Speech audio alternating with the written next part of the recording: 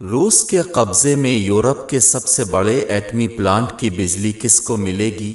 Ukraine के सबसे बड़े बिजली घर पर रूस ने बड़ी तादाद में फौजी तैनात किए हुए हैं। यूक्रेन ने मुल्क के एक बड़े एटमी बिजली घर को रूस के बिजली की तरसील के गर्ज से मुंसलिक करने के रूसी मंसूबे को बेमानी और ख्वाहिश करार देकर मुस्तरद कर दिया है। रूसी फौजी जनूबी यूक्रेन में दरियाए डन्प्र के किनारे पर कायम ज़ापोरिज़िया एटमी प्लांट पर काबिज हैं। ये यूरोप का सबसे बड़ा एटमी प्लांट है। यूक्रेन का अमला अब भी इसे चला रहा है, लेकिन रूस ने अपने जौहरी माहिरीन को उनके काम की निगरानी के लिए भेजा है। रूस के नायब वज़ीर आज़म ने इस अज़्म का इजहार किया कि वो इससे बिजली यूक्रेन को फ़रोख्त करेगा।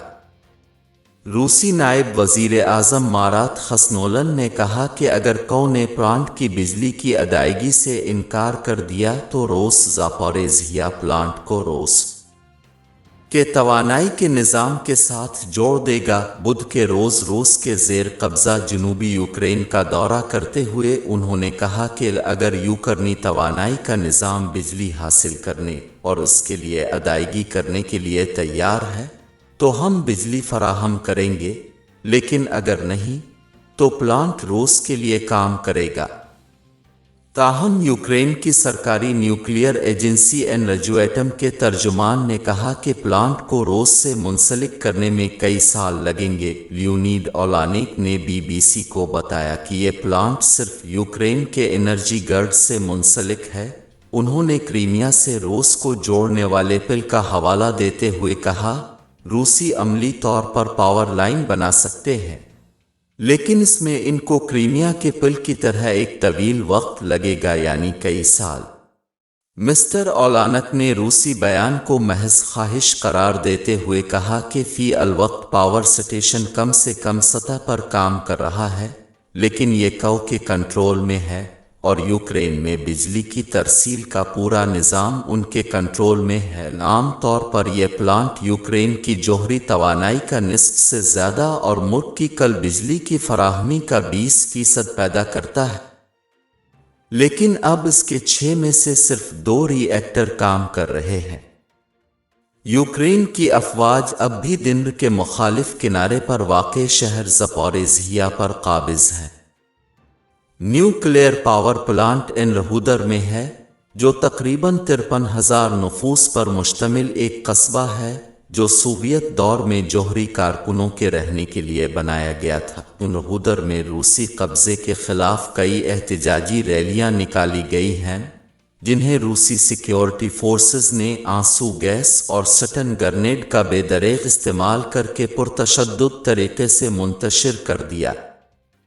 अपने दौरे के दौरान रूस के नायब वज़ीर आज़म खसनोलन ने कहा कि मेरे ख्याल में इस खित्ते का मुस्तकबिल हमारे दोस्ताना रूसी ख़ानदान के साथ मिलकर चलने में है। 3 मार्च को रूसी अफवाज ने ज़ापोरिज़िया प्लांट पर गोलाबारी की और बाद में इसे अपने कंट्रोल में ले लिया। एनर्जीएटम के मुताबिक इसके एक रिएक्टर के अर्द गिर्द की इमारतों को नुकसान पहुंचा।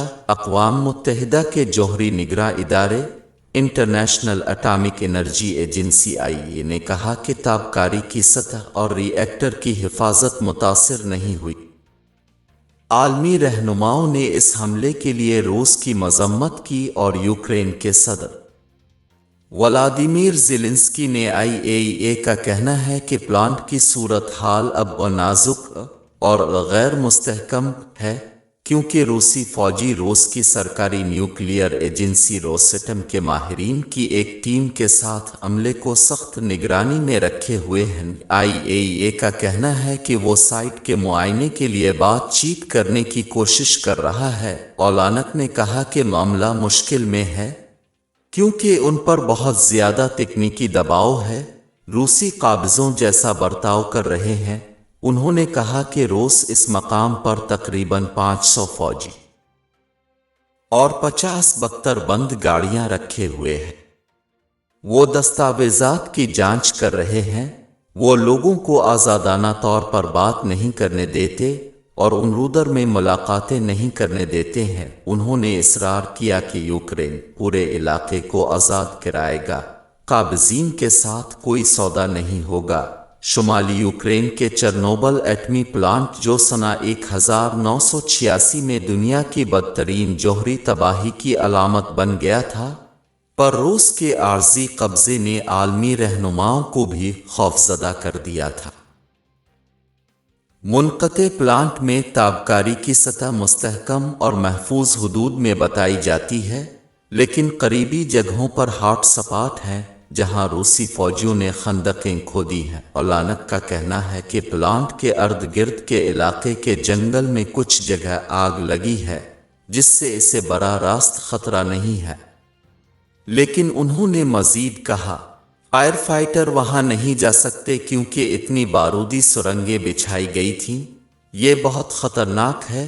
روس کے 2014 میں کریمیا اور ڈونباس کے علاقے کے کچھ حصوں کے الحاق کے بعد انہوں نے کہا یوکرین نے جوہری ایندھن کا ذخیرہ کیا جو اب ان کے پاس 2 سال تک کے لیے کافی ہے۔ یوکرین نے اب جوہری ایندھن فراہم کرنے کے لیے امریکی پاور کمپنی ویسٹنگ ہاؤس کے ساتھ ایک معاہدہ کیا ہے، جس کا مقصد 40% جوہری ایندھن کو تبدیل کرنا ہے جو کو اب بھی ماسکو سے ملتا ہے۔